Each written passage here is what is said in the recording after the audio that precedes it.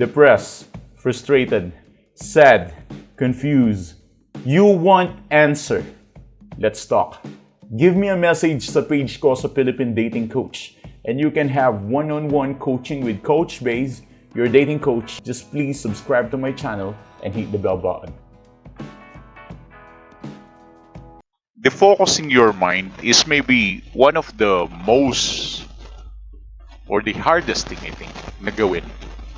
How can you defocus your mind from this breakup? Kasi yun lang yung key. Eventually, babalik din yan sa'yo as long as sinusunod mo yung no contact rule, hindi ka magulo, hindi ka malikot, hindi ka makulit. Eventually, mag-fix din ng lahat. Huwag ka masyadong atat, huwag ka masyadong magulo. Huwag mong basahin ng sitwasyon. Just calm down. Go with the flow ka lang kung ano ang situation. But do not follow what is the toxicity that's happening between your relationship. The breakup itself. Yung pag-alis niya, yung paglisan niya, wag mo, yan yung mga bagay na toxic yan eh. Toxic. It leads you to the toxic environment. Diba? Parang magkakaroon ng high level of toxicity. At dahil doon, magiging overreact ka. Kapag nag-overreact ka, ang dami mong gagawin na immaturity, parang kang lasing. Diba? Kapag ang lasing, pag nagmaoy siya, diba? Kung ano-ano pag gagawin niya. Kasi may impluensya ng alak. So, minsan nakakahiya. Nagmamaoy ka, lasing ka. Pero pag nasa katinoan ka na, marirealize mo, ay, nakakaya pala ginawa ko. Natulog ako sa hindi ko bahay, humiga ako sa semento, nagdrama ako, nag-iiyak-iyak ako. Wala eh. Under ka ng influensya ng alak. Kaya kung ano-anong katangahan talagang gagawin mo. Same thing din yan sa influensya ng breakup. Kapag na-influensyahan ka ng breakup, parang alcohol yan. May tama ka, men, kapag ganun. So, kapag tinamaan ka ng breakup, ang mangyayari ngayon, wala ka sa sarili. Kung ano-anong immaturity ang gagawin mo na hindi angkop at hindi tama. Kung ano-anong bagay ang gagawin mo na hindi sila, alam mo yun, parang hindi sila swak, hindi sila pasok. Wala sila dun sa korte, di ba? Hindi sila goods, walang art, walang punto. And that's absolutely will happen. Why?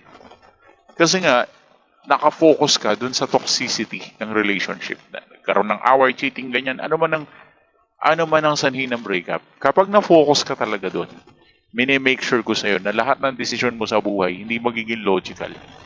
At ang mga number one victim ng ganitong sitwasyon is yung mga nasa early breakups. Like 2 to 3 days breakup or 6 months, mga ganun. Kapag nasa ganun pa, parang under ka pa ng impluensya ng breakup eh. Parang alcohol nga yan, gaya na sinabi ko. Now, you wanted to get out from it and just leave yourself, right? You just want to respect yourself and do not get involved with this shit. But you don't have a key. Wala kang moments na matatakas talaga regarding dyan. That is why you're very, very frustrated. Kaya nga nandito yung Philippine Dating Coach eh. If you think na kailangan mo na ng help, kailangan mo na ng tulong talaga, kausapin mo ako. Yeah. Just talk to me. Ayan yung page namin, just under ng YouTube channel. Philippine Dating Coach, message mo yan. Mag-usap tayo. Kailangan mo na talaga ng tulong. Anyways, i-defocus mo yung mind mo sa toxicity ng breakup. I know it is really hard to say kasi wala ako sa sitwasyon mo. Pero of course, coach naman ako. I've been here. Meron na tayong brand. 6 years na ang Philippine Dating Coach. At hindi lang ako 6 years na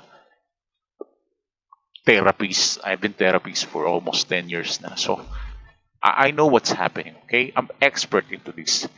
Hindi naman kailangan ng gumamot sa'yo is yung may sakit din na kagaya mo, di ba? Like for example, meron kang halimbawang sakit sa buto. Yung gagamot ba sa'yo, yung may sakit sa buto? Siyempre ang gagamot sa'yo, doktor. Same thing din sa sitwasyon mo. Kung ang problema mo sa buhay ay breakup, ang gagamot sa'yo ay isang therapist. And instead of focusing on the toxicity, just try to get some help para hindi ka ma-focus dyan sa toxicity. Try mong libangin ang sarili mo. Try mong gumawa ng paraan para wag lang maging priority ng mga brain cells mo na isipin ang breakup. Dahil maniwala ka man at sa hindi, in order for you to get your ex back, all you need to do is just to calm down. Kalmado ka lang. Astig ka lang. Huwag kang masyadong malikot. Huwag kang masyadong magulo. Kalmado ka lang. If you get my point, stick with it. And you will live your life normally. Lumayo ka sa anxiety at depression. Very attractive yan. Alam ko mahirap tong gawin ang pagde-defocus. That is why I want you to get some help. Marami mga self-help channels dyan. Nandito ang page namin para tumulong sa'yo for one-on-one coaching if you need that. Nandyan yung mga kaibigan mo. But just defocus yourself. Soon, babalik din yung ex mo. Huwag kang masyadong galgal, okay? Anyways, thanks for watching.